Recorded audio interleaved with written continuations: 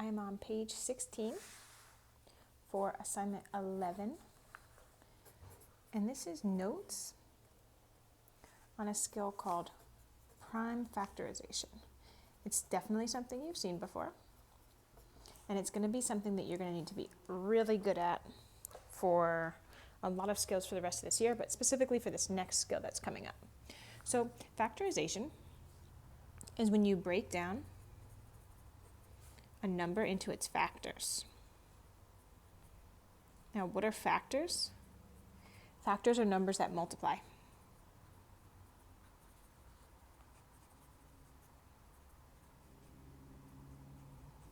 So, for example, 15, 5 and 3 are factors. Okay, so the other piece of this, so that's what factorization means. And what does prime mean? Hopefully this is a word that you've heard before. Prime means only divisible, can only be divided by, to get a whole number, by 1 and itself. So what are the prime numbers? So here we're gonna just go through the first 20 numbers, and we're gonna say they're either prime or they're not prime. And it's actually going to be really helpful to have a list of prime numbers because it just kind of makes your life easier when you get into the problems. Okay, so 1 is neither prime or not prime. We don't really talk about 1 because 5 is divisible by 1, 10 is divisible by 1, a million is divisible by 1.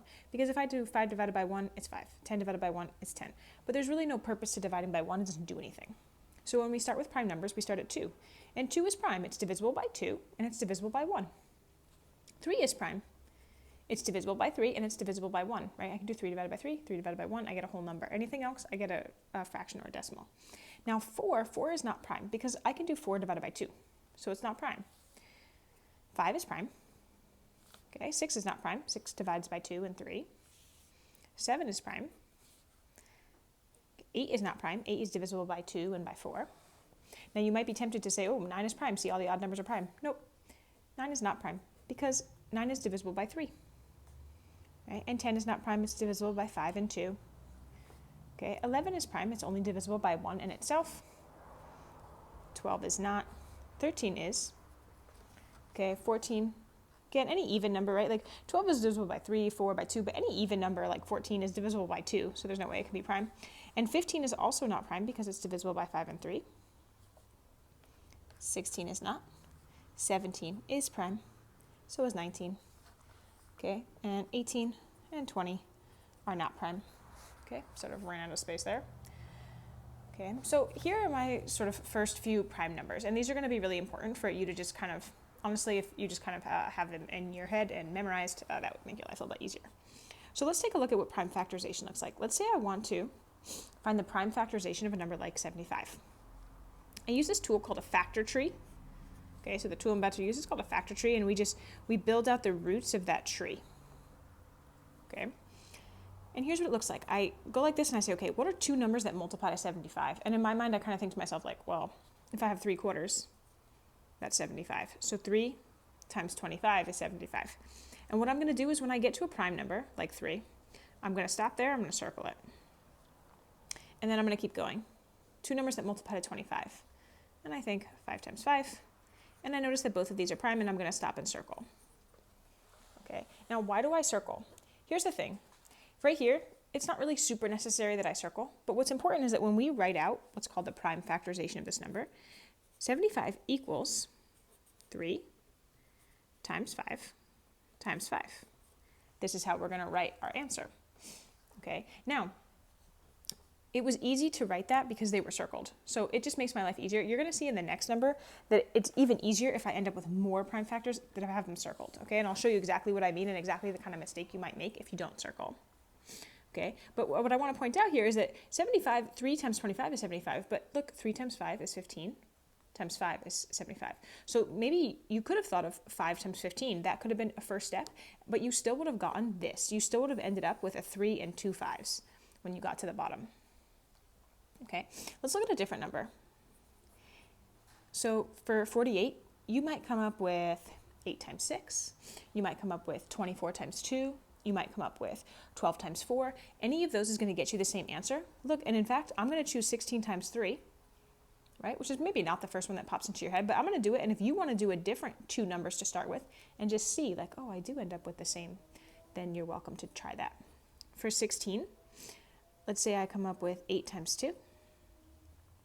Okay, and then I say, okay, well, 8 is 2 times 4. 2 is prime, right? So I circled when I got to 2. And 4 is 2 times 2, circling these. Okay, now see how I circled here? What happens when people don't circle is they end up missing a number, like this number. See how this number kind of ends up like in the middle of the tree? If you don't go and sort of circle as you come to a stop, you end up like missing numbers like this. And then sometimes including numbers like this. Like you'll notice when I write out my factors, I'm writing out only the prime numbers. I'm not going to include 4. Why? Well, because I already broke down 4. So here I'm going to write 48 equals 3, and there's 4 2's. Okay, and notice I write the 2's all together. Like I wouldn't write like 2 times 2 times 3 times 2 times 2. If you have 2 of one number, try to like, group them together. Okay, so there's another prime factorization. And then lastly, like what if I have a number like this? And you're like, 2 numbers that multiply to 31. There is none. You know why? Because 31's prime. So I'm done. Circle my prime number and be done. Okay, so I'm just going to write out these steps. Again, like this shouldn't feel super, super challenging. Sometimes you'll get a number where you'll just be stuck, and I'm going to give you some tips right now for that. Okay, but here's the sort of steps, right? You make the tree's roots, right? We'll call these like roots that we're kind of like building out our roots, right? By finding 2 numbers that multiply to the number above.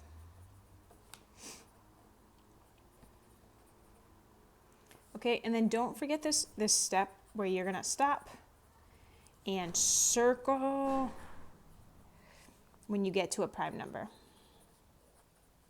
Okay, this is super important. And the reason, especially if you are distance learning, if you make a mistake, we're going to have to go over the whole problem to find your mistake, right? And usually that mistake is going to be that you didn't circle and you just missed one. That's like pretty much always the mistake. Okay, a couple just tricks, because sometimes you'll look at a number and you'll be like, what are 2 numbers that multiply to that number? And you're just kind of stuck. You're like, well, what do I do now? I can't think of 2 numbers that multiply. So a couple tricks just to sort of help you. A number is always divisible by 2, right, if it's even. And what does even mean? It means it ends with 0. This is short for with. Let me just write that out in case that's not familiar to anyone. If a number like 20 ends in 0, or 32, or 54, or 76, or 98, or, yep, that's it. If a number ends with any of these numbers, if the number is even, it can be divisible by 2. So if you're ever stuck on an even number, you should just divide it by 2. Okay, here's kind of a cool trick. A number is divisible by 3 if the sum, let me show you this, if the sum of the digits is divisible by 3. Let me show you. Let's say the number 57. You probably don't know if that's divisible by 3 just off the top of your head, right? It'd be kind of an odd thing for you to know.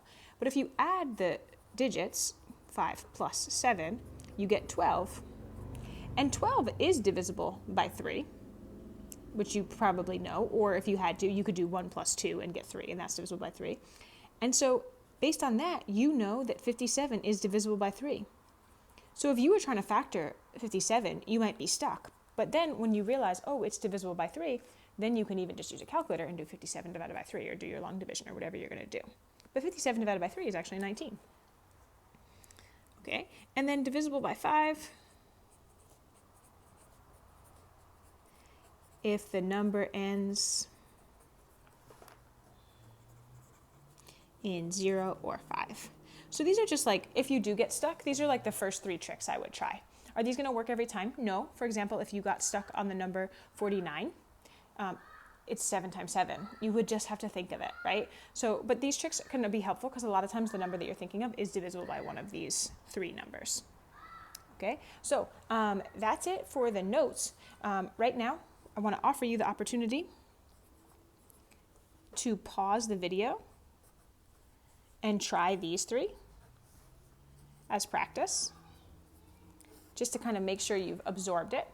So I would say go ahead and pause right now, factor those 3, and what I'll do is I'll write out the answer. And so you can press play and then you can check your work. But right now, go ahead and pause. And here are those answers if you'd like them. And you're going to go ahead and set up your next page. So this is page 16. You're going to go ahead and set up page 17 like this. 1, 2, 3. Leave yourself some space here, right? These problems take some space, depending on how big the number is, how many factors it has, right? 4, 5, 6, and 7, 8, 9.